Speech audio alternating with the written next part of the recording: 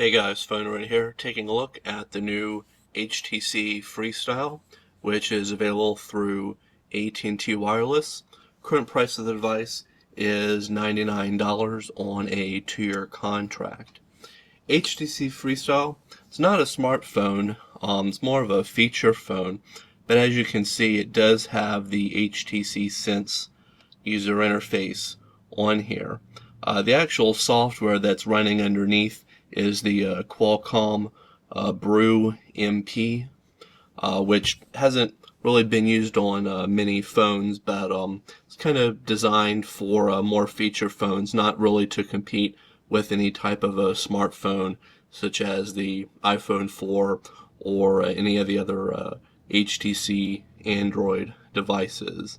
As you can see, you got a total of 1, 2, 3, 4, 5, 6 home screens on here, which gives you a pretty good movement, not much of a delay due to the Sense interface. Can also do some different scenes. Comes with one already installed, the lifestyle. There's also another one here for work. When that loads up, changes things about, adds a calendar here to the main display. Can also make some of your own scenes as well. On here you can add different scenes if you want.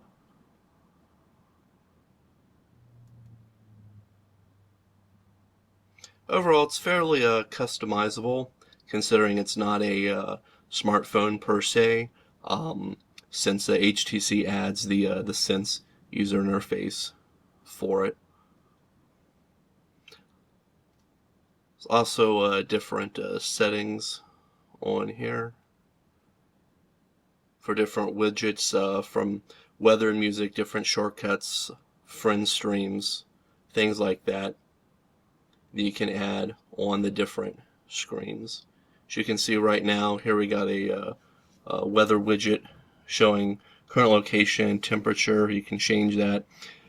Music player widget, shortcuts, where you can add different shortcuts to different places.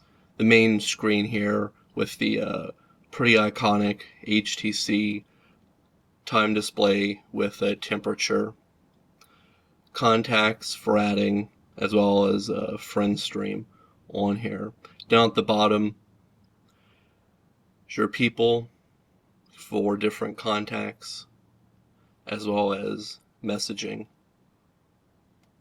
Fortunately, with the contacts, it doesn't sync to Google Gmail on here, so you're going to have to pretty much enter in your contacts manually.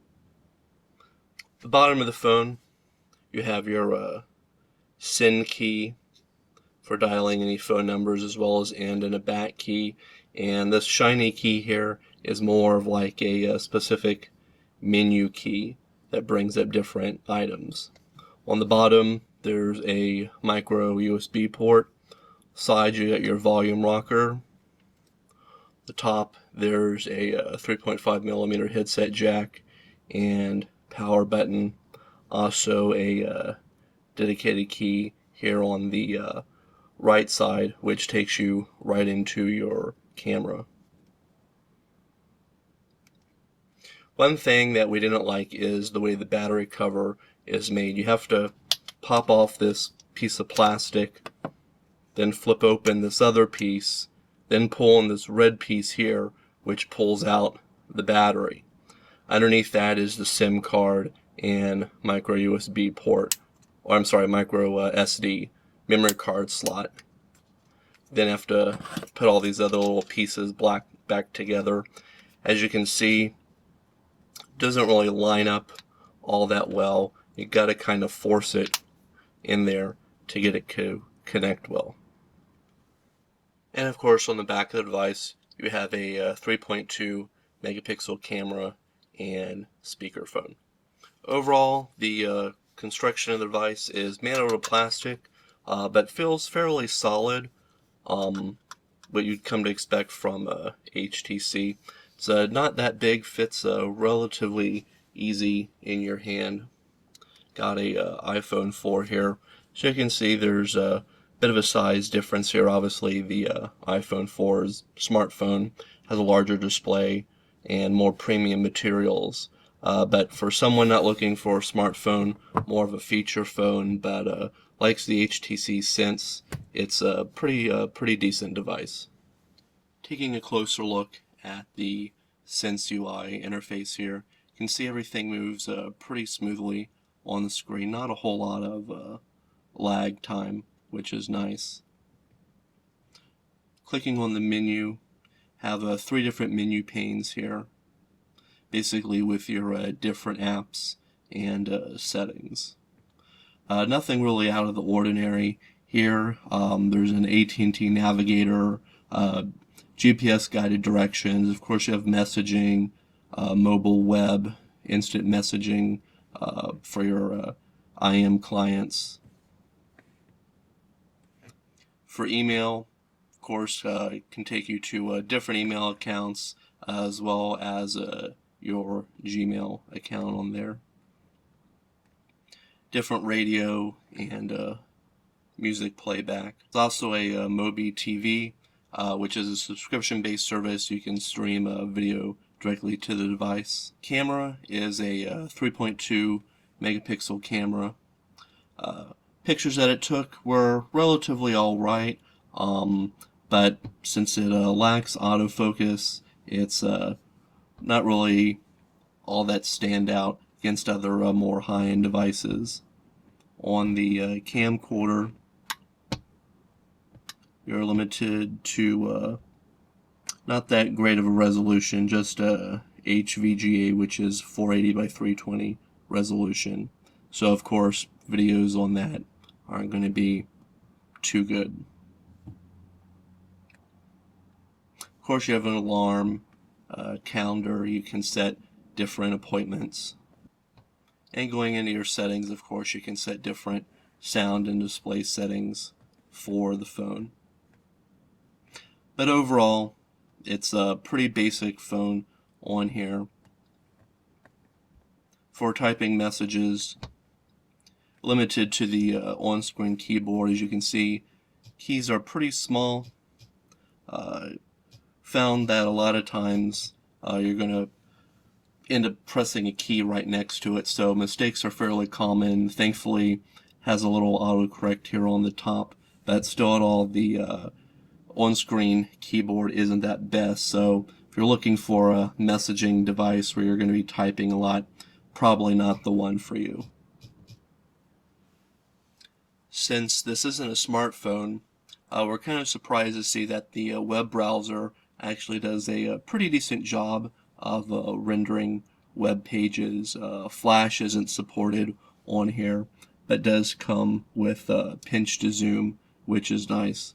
What's kind of weird though is that web pages have to be viewed in a standard portrait mode.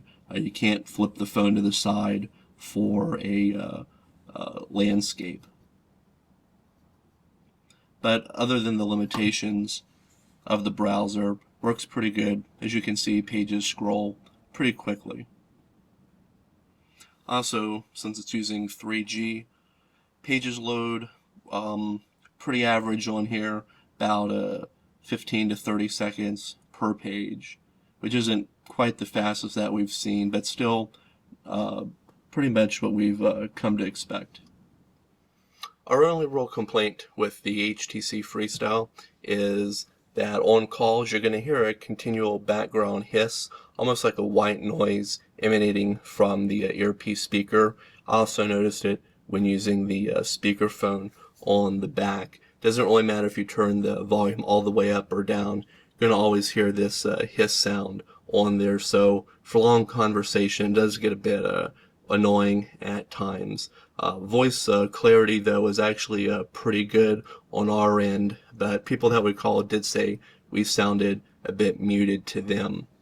The internal battery is rated to give about 6 hours of talk time, but during our testing a little bit less than that, pretty closer to 5.5 hours of talk time. So overall, the HTC Freestyle is not a bad device since it's a feature phone, not a smartphone. Definitely The main feature here is the Sense UI, since it does give almost that smartphone feel to the device.